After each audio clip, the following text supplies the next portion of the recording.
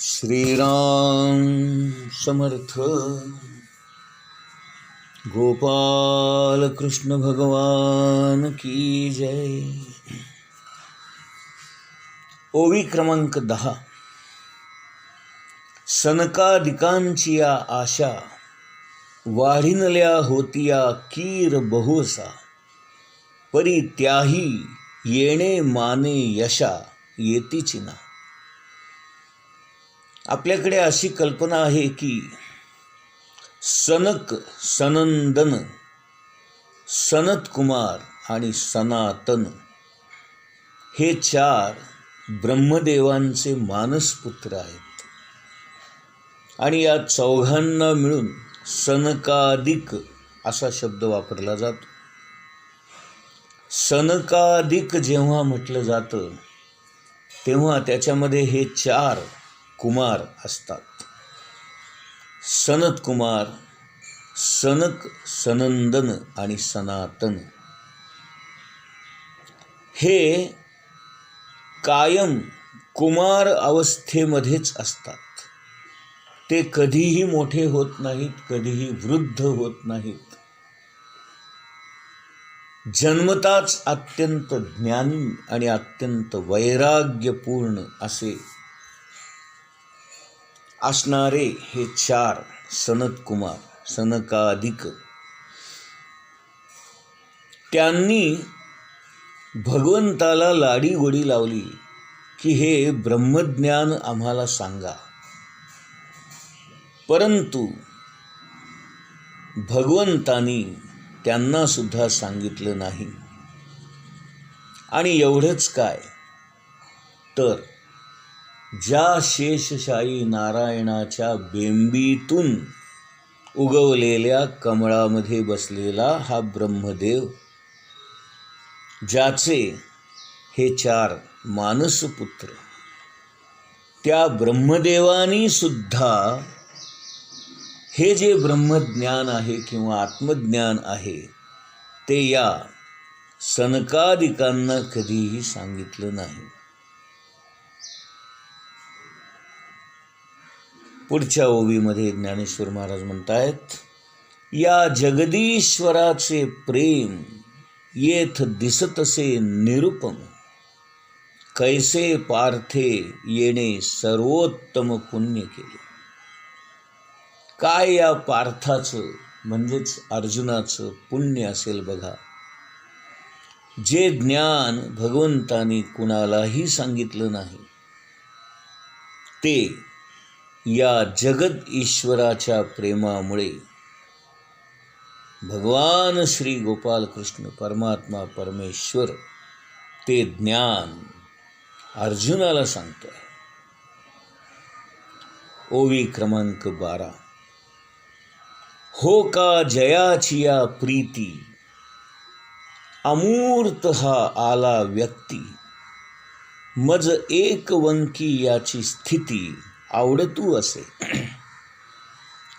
ज्याच्यावरच्या प्रेमामुळे ही अमूर्त असणारी व्यक्ती म्हणून, माणूस म्हणून जन्माला आली, अशा या परमात्म्या परमेश्वराची आणि त्याच्या भक्ताची म्हणजे भक्तराज असणारा अर्जुन,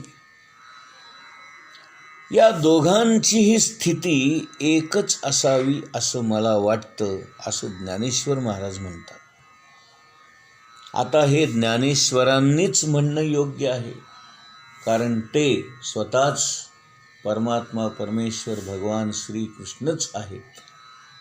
कपडे बदलून म्हणा किंवा ज्ञानेश्वरांचं रूप घेऊन म्हणा, ते या अवतारामध्ये आलेलं आहे. आणि म्हणून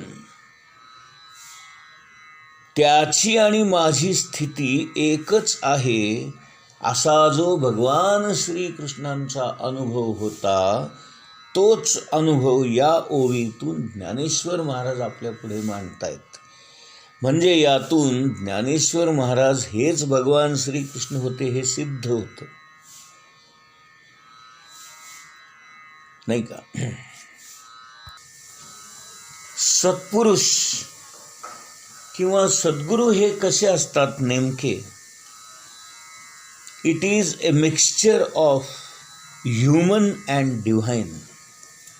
म्हणजे त्यांच्यामध्ये मनुष्यपण पण असतं आणि परमात्म स्वरूप सुद्धा असतं. म्हणजे माणसाच्या रूपामध्ये अवतरलेला परमेश्वर म्हणजे सद्गुरू असंही म्हणता येईल. किंवा भगवंताने मनुष्य अवतार धारण करून आपल्या भक्तांच्या शिष्यांच्या कल्याणासाठी घेतलेलं एक रूप अवतार असंही म्हणता येईल. किंवा माणसाला प्राप्त झालेलं भगवत स्वरूप किंवा माणसाची अध्यात्मामध्ये गाठलेली उंची किंवा एखाद्या माणसाने स्वतःची करून घेतलेली प्रगती किंवा एखाद्या माणसाने स्वतःहून केलेलं अत्यंत उच्च असं ग्रहण केलेलं स्थान, अशा अनेक अर्थाने आपल्याला सत्पुरुषांना किंवा सद्गुरूंना पाहता येतं. आणि म्हणून आपल्या गुरूंबद्दल आपल्याला अशी दृष्टी पाहिजे. आणि एकदा का त्यांनी आपल्याला सांगितलं की माझे आशीर्वाद तुझ्या पाठीशी आहेत, भिवू नकोस, मी तुझ्या पाठीशी आहे, या त्यांच्या वाक्यावर आपला दृढ विश्वास पाहिजे, श्रद्धा पाहिजे, निष्ठा हवी. परंतु असं कुठं असतं का? मला तर सद्गुरू दिसत नाहीत आणि ते म्हणतात मी तुझ्या पाठीशी आहे. खरंच ते माझ्या पाठीशी आहेत का? असं म्हणून आपण आपल्याच मागे बघू नये. कारण अशा प्रकारे मनामध्ये संशय घेऊन जर आपण मागे बघू लागलो तर आपल्याला मागे सद्गुरू दिसणार नाहीतच, परंतु सद्गुरूंच्या वाक्यावर असणारा विश्वास मात्र धळमळीत होईल. म्हणून आपण कुठल्याही प्रकारचा संभ्रम किंवा प्रश्न किंवा शंका मनात न आणता गुरुवाक्य प्रमाण समजून, काळ्या दगडावरची रेघ समजून, जणू काही ते आपल्या हृदयावर कोरून टाकावं. आणि सद्गुरू जे काही सांगतात तेच माझ्या कल्याणाचं आहे आणि तेच माझ्या हिताचं आहे, हा भाव सतत आपल्या मनामध्ये असला पाहिजे.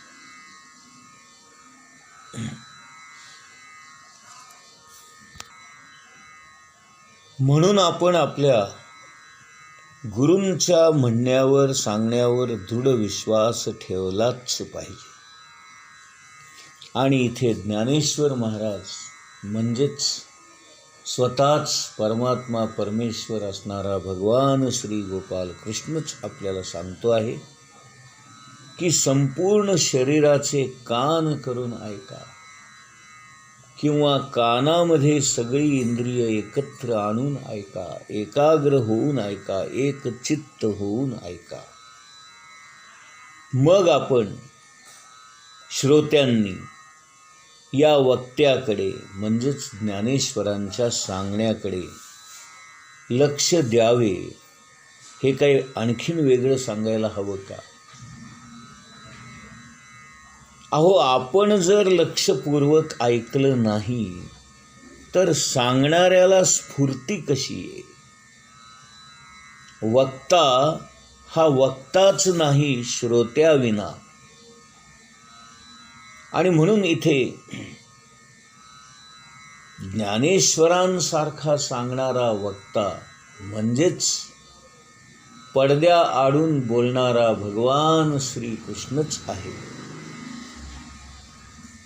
आणि प्रत्यक्ष ऐकणारा, त्यांच्या समोर बसून ऐकणारा श्रोता कोण आहे? तर त्यांचे गुरु असणारे, मोठा भाऊ असणारे निवृत्तीनाथ बसलेले आहेत. मग ज्ञानेश्वरांना स्फुरण चढेल यात आश्चर्य काय? ज्ञानेश्वरांना स्फूर्ती येईल यात आश्चर्य काय? जी अवस्था ज्ञानेश्वरांची आहे, आपले गुरुच ऐकतायत म्हणून, तीच अवस्था भगवान श्रीकृष्णाची झालेली आहे. कारण समोर आपला आवडता लाडका भक्त शिष्य, भक्तराज असणारा अर्जुन आहे. म्हणून सांगणारा आणि ऐकणारा दोघेही जेव्हा एकाच पातळीवर येतात, एकाग्र होतात, एकचित्त होतात, तेव्हाच दोघांचंही मनोमीलन होतं. आणि मग ज्ञानेश्वर महाराज म्हणतात त्याप्रमाणे, हे हृदयीचे ते हृदयी घातले, असं काही घडतं.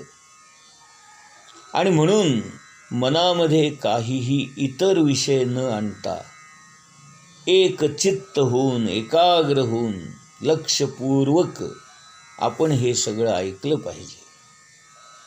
म्हणजे मग आपलं मन आणि ज्ञानेश्वर महाराजांचं मन एकरूप होईल, एकचित्त होईल आणि मनामनांचं मिलन होईल.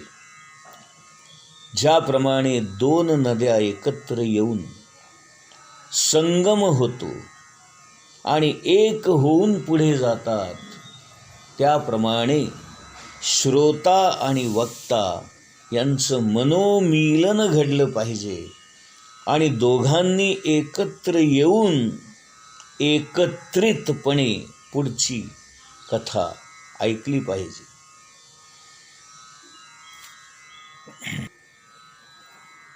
बाबा बेलसरे म्हणतात, मला एक गृहस्थ भेटला. तो नेहमी प्रश्न विचारत असे. एकदा त्याने मला प्रश्न विचारला की ज्ञानेश्वरीमध्ये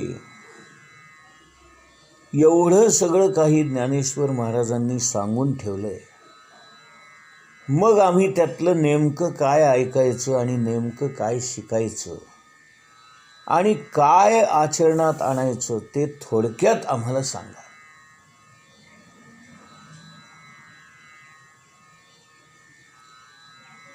आता याचं उत्तर सुद्धा ज्ञानेश्वर महाराजांनीच देऊन ठेवलेलं आहे. आपला 2रा अध्याय झालेला आहे. 2ऱ्या अध्यायातली 338 क्रमांकाची जी ओवी आहे ती आपण पुन्हा एकदा ऐका, म्हणजे या प्रश्नाचं उत्तर मिळेल. परंतु आपण ते पाहणार केव्हा, शोधणार केव्हा, ऐकणार केव्हा? म्हणून तुमच्या सगळ्यांच्या सोयीसाठी मीच ते काम इथे करतो. 2ऱ्या अध्यायातली 338 क्रमांकाची जी ओवी आहे त्यामध्ये ज्ञानेश्वर महाराज म्हणतात, देखे अखंडित प्रसन्नता, आथी जेत चित्ता, तेथ रिगणे नाही समजता संसार दुःखा. ज्ञानेश्वर महाराज म्हणतात, जिथे खऱ्या अर्थाने अखंडितपणे प्रसन्नता आहे आणि ज्याचं चित्त प्रसन्न झालेलं आहे, ज्याचं चित्त शांत आहे, ज्याचं चित्त समाधानी आहे, ज्याच्या मनामध्ये कोणत्याही प्रकारचा संभ्रम नाही, प्रश्न नाही, शंका नाहीत, ज्याच्या मनामध्ये कुठल्याही प्रकारची विकृती नाही, ज्याच्या मनामध्ये कोणताही गोंधळ नाही, ज्याचं मन शुद्ध, शांत, पवित्र, स्वच्छ आहे, निरागस आहे, त्याला संसार दुःख कधीही होणारच नाही. आणि ज्ञानेश्वरी ऐकून आपल्याला नेमकं हेच शिकायचं की अखंड प्रसन्नता मिळवायची आहे. मन शांत करायचंय, एकाग्र करायचंय, एकचित्त करायचंय. आणि असं शांत, प्रसन्न, स्वच्छ, पवित्र झालेलं मन भगवंताच्या चरणाशी जोडून ठेवायचंय. आपली सगळी इंद्रिय भगवंतासाठीच वापरायची आहेत. डोळ्यांनी त्याचं रूप पाहायचंय, कानांनी त्याचं गुणवर्णन ऐकायचंय, त्याचं चरित्र ऐकायचंय, नाकाने भगवंताचा सुगंध घ्यायचा आहे. आपले पाय मंदिरात जाण्यासाठीच वापरायचे आहेत. आपले हात भगवंताच्या सेवेसाठीच वापरायचे आहेत. आणि मुखाने त्याचंच गायन करायचं आहे, त्याचं गुणगान करायचं आहे, त्याचं चरित्र सांगायचं आहे, त्याची कथा सांगायची आहे, त्याचं भजन करायचं आहे, त्याचं कीर्तन करायचं आहे, त्याचंच प्रवचन करायचं आहे. अहो, असं सगळं केल्यानंतर ब्रह्मानंद, आत्मानंद हा काही वेगळा आहे का मला सांगा? या सगळ्या गोष्टी करायला मिळणं हाच मुळी ब्रह्मानंद आहे, हाच आत्मानंद आहे आणि हाच परमानंद आहे. आणि एकदा का हा आनंद, ही प्रसन्नता मिळाली की संसार दुःख राहिलंच कुठे. गोपाल कृष्ण भगवान की जय.